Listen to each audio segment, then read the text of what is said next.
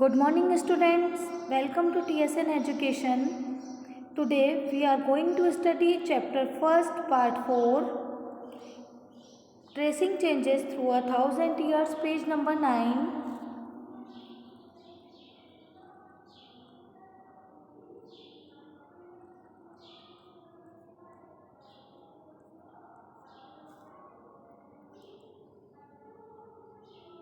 Region and Empire. Large states like those of the Chols, Tughlaq or Mughals encompass many regions. Region और empire कौन कौन से थे, कौन से विशाल साम्राज्य और कौन से क्षेत्र थे। लार्ज स्टेट्स वे थी जिनमें कि चोल्स, तुगलक और मुगल्स थे। इन्होंने अपने रीजन्स जो थे उन पर कई रीजन्स पर अपना कंट्रोल कर लिया था। A Sanskrit prashasti chapter 2 for an example of a prashasti praising the Delhi sultan Ghiyasuddin Balban, जिन्होंने कि 1266 से 1287 तक रूल किया था। Explain that he was the ruler of a vast empire that stretch from Bengal Gauda in the east to Gajana in Afghanistan in the west and included all of south India Dravida. Sultan Ghiyasuddin Balban जो कि 1266 to 1287 की प्रशंसा में एक चैप्टर 2 में जो प्रशस्ति दी गई है, इसमें गियासुद्दीन बलबन को एक वास्ट एम्पायर, एक विशाल साम्राज्य का शासक बताया गया है, जो कि ईस्ट में मतलब पूर्व में गौड़ से लेकर वेस्ट में अफगानिस्तान के गजनी तक स्ट्रेच था। West in the included all of south India, जिसमें कि साउथ इंडिया द्रविड़ को भी इंक्लूड किया गया था। People of different regions god Andhra, Kerala, Karnataka, Maharashtra and Gujarat apparently fled before his armies. God Andhra, Kerala, Karnataka, Maharashtra और गुजरात के डिफरेंट रीजन्स के लोग उसकी आर्मी के आगे भाग गए थे। Historians regard these and exaggerated claims of conquest. At the same time, they try to understand why rulers kept claiming to have control over different parts of the subcontinent. Historian conquest इस विजय अभियान के इन दावों को एक अतिशयोक्ति बढ़ा चढ़ाकर मानते हैं। रूलर्स जो थे डिफरेंट पार्ट्स के सब कॉन्टिनेंट पर कंट्रोल का जो क्लेम बार बार क्यों करते हैं, हिस्टोरियंस ये समझने की ट्राई कर रहे थे। Language and region in 1318 the poet Amir Khusrau noted that area was a different language in every region of his land. 1318 में पोइट अमीर खुसरो ने इस बात को नोटेड किया कि कंट्री के एवरी रीजन की डिफरेंट लैंग्वेज है, जिनमें कि सिंधी, लाहौरी, कश्मीरी, द्वार समुद्री जो कि साउदर्न कर्नाटका में है, तेलंगानी जो कि आंध्र प्रदेश में, गोजरी जो कि गुजरात में, माबरी जो कि तमिलनाडु में, गौरी बंगाल में, अवधी ईस्टर्न उत्तर प्रदेश, पूर्वी उत्तर प्रदेश में, हिंदवी एरिया अराउंड दिल्ली, दिल्ली के आसपास के क्षेत्रों में बोली जाती है। अमीर Khusro went on to explain that in contrast to these languages there was Sanskrit which did not belong to any region. अमीर खुसरो ने इस बात को भी एक्सप्लेन किया कि इन लैंग्वेजेस के कॉन्ट्रास्ट इसके विपरीत संस्कृत भी एक लैंग्वेज है जो किसी भी एक रीजन को बिलोंग नहीं करती है। Make a list of language mentioned by Amir Khusro. Prepare another list of names of language spoken today in regions he mentioned. एक लिस्ट बनाइए जिसमें देखिए कि अमीर खुसरो ने जिन लैंग्वेजेस के बारे में मेंशन किया है उनमें से कौन सी लैंग्वेजेस आज यूज़ की जाती हैं। By 700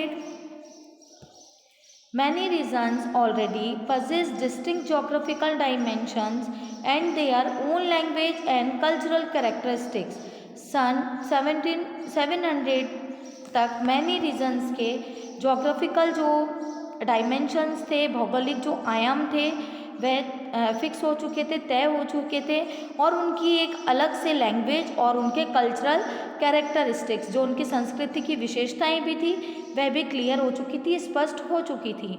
you will learn more about this in chapter 9। आप इनके बारे में चैप्टर 9 में पढ़ेंगे। They were also associate with specific ruling dynasty. ये रीजन्स जो रूलिंग डायनेस्टी से भी एसोसिएट थे, जुड़े हुए थे। There was considerable conflict between these states. इन स्टेट्स के बीच में एक कॉन्फ्लिक्ट, एक आपसी टकराव भी रहता था।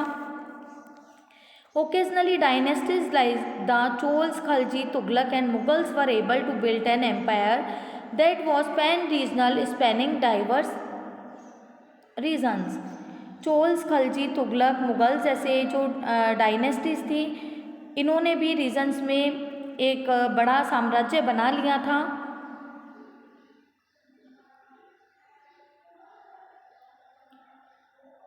Not all these empires were equally stable and successful.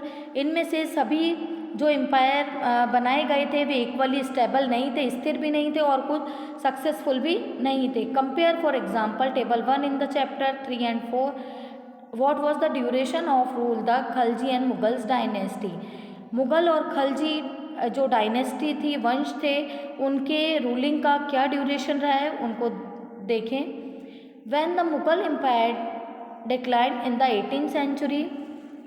18th century में जब मुगल एम्पायर का डिक्लाइन हो रहा था, जब उनका पतन हो रहा था, उन मुगल्स की पावर्स धीरे धीरे कम हो रही थी। इट लेड टू बी री एमरजेंस ऑफ रीजनल स्टेट्स। उस समय कई रीजनल स्टेट्स का री एमरजेंस हो रहा था, कई साम्राज्य उभर कर सामने आ रहे थे। But years of imperial pan regional rule had altered the character of the regions. Across most of the subcontinent, the regions were left with the legacies in the big and small states that had ruled over them.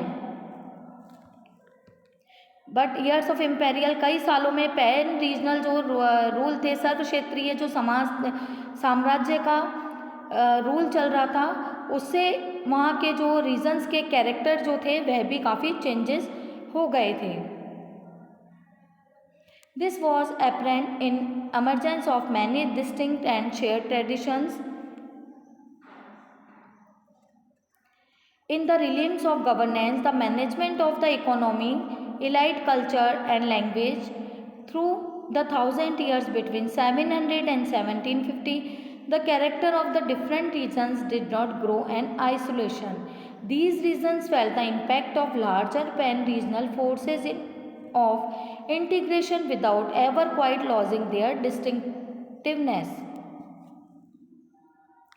कई regions के character बदल चुके थे। सब continent के around जिन regions पर पहले जिन dynasty ने रूल किया था, वहाँ की जो लेगेसी थी, वहाँ की विरासत को वहाँ के पीपल फॉलो कर रहे थे। इनमें मैनी डिस्टिंक्ट और शेयर ट्रेडिशंस थे, कुछ अलग थे और कुछ शेयर ट्रेडिशन थे, परंपराएं थी जिन्हें की शेयर किया जा रहा था, और कुछ गवर्नर्स के रूल्स और इकोनॉमी का मैनेजमेंट था। ओल्ड एंड न्यू रिलीजियंस, नए और पुराने धर्म। The 1000 years of history that we are exploring witnessed major development in religious traditions. पुराने और नए धर्म, कल्चर और लैंग्वेज के वेरिएशंस में 700 to 1750 बहुत सारे चेंजेस हुए थे।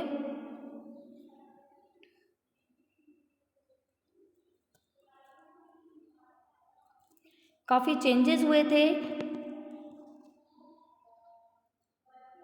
डिफरेंट रीजन्स में कोई भी कैरेक्टर ऐसा नहीं था जो ग्रो कर रहा था, उन पर पैन रीजनल फोर्सेस का इम्पैक्ट बहुत अधिक था। वे अपनी डिस्टिंक्टिवनेस, अपनी पहचान को भी खो रहे थे।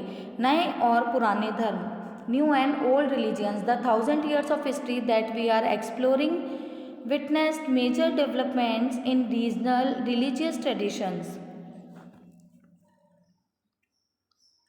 People's belief in the divine was sometimes deeply